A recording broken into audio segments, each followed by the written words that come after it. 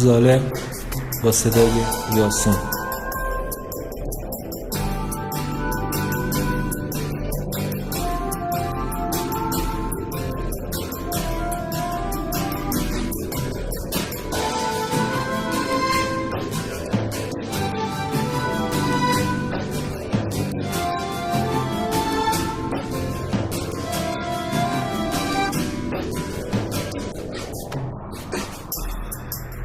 برو دیگه بسه خیال ما شد، ببین چه آوردی روزم.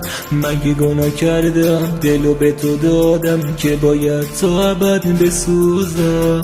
نگفتی چی میشه به سرم چی میاد، ببین چه به روزم آوردی. یه رحمی نکردی هرچی دلت خواستش باره این دل بیچاره کردی.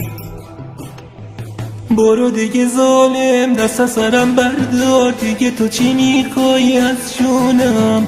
دلمو شکستی احساسمو کشتی، نمیخوام با تو بمونم.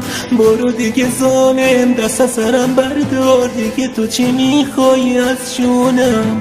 دلمو شکستی احساسمو کشتی، نمیخوام با تو بمونم.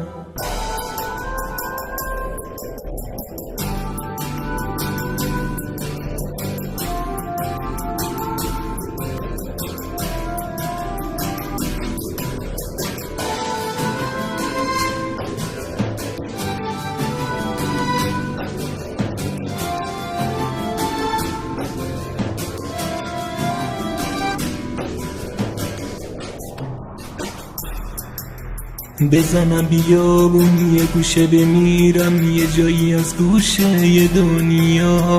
باز بهتر از اینه که پیش تو باشم پای اون همه زخم زبونا. خدا جای حق دلمو نیازار، خودت هم اینو میدونی. حیف از گل عشقم دست تو پرپر شد، حیف از اون همه عمر و جوونی. برو دیگه ظالم دست از سرم بردار، دیگه تو چی میخوای از جونم؟ دلمو شکستی احساسمو کشتی، نمیخوام با تو بمونم.